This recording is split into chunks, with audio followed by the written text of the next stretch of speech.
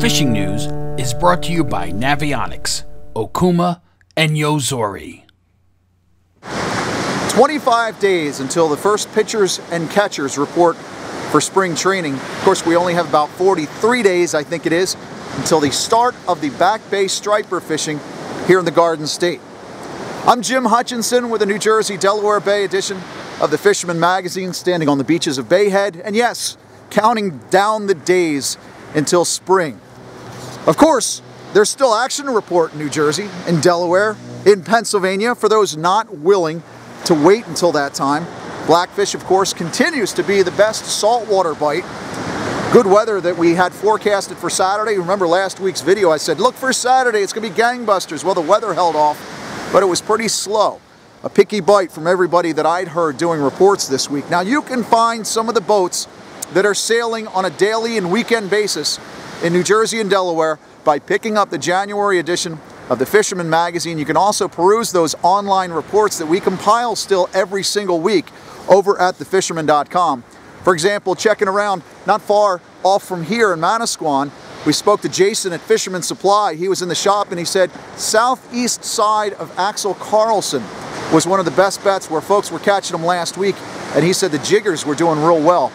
And just south of here, I spoke to Tom Grumpy Hansen himself at Grumpy's in Seaside.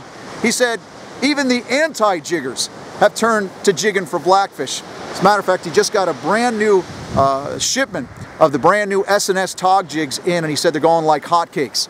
Something to keep in mind. Farther south, we spoke to Sean Riley at Waterfront Marine in Summers Point. He said the mover out of Longport did pretty well with the Tog last week.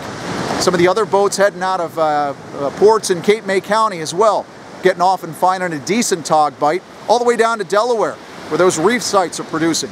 Still some reports coming in out of Lewis Harbor Marina as well. Now, if you'd like to learn a little bit more about togging, you might want to consider heading out to the Staten Island Fishing Club. Their annual fishing flea market is this Saturday from 8 to 2 at the Labetta Post of the VFW.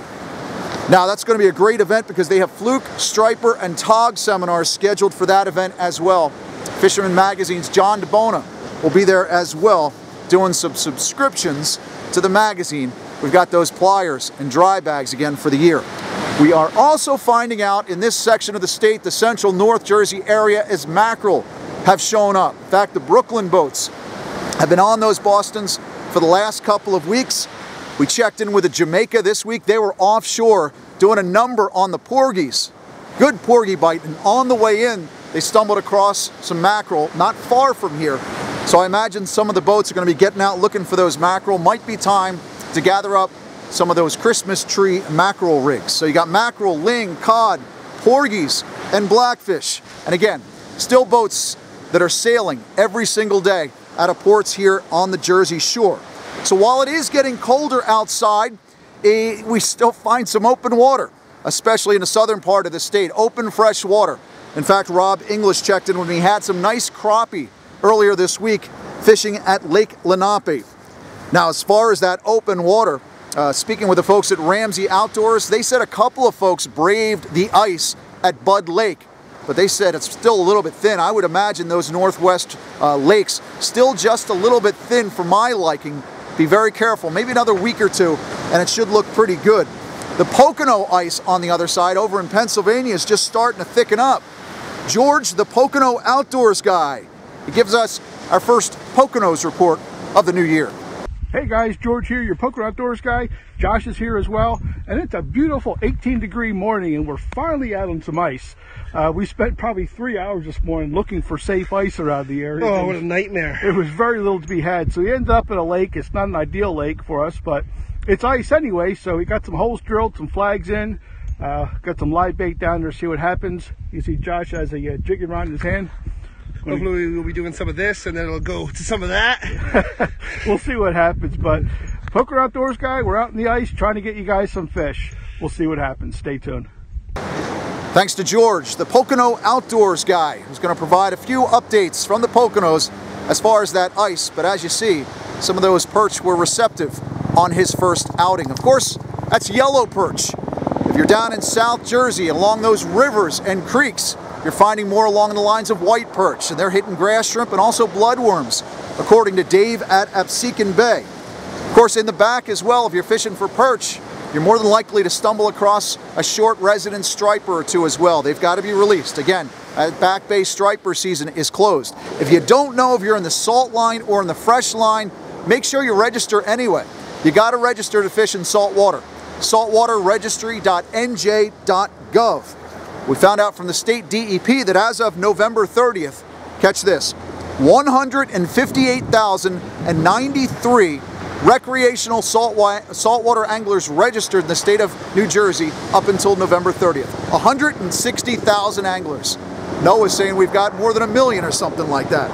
Look, let's start the new year right. Get in there, get those numbers up. Make sure you register. Go to that website. Get your registration in order.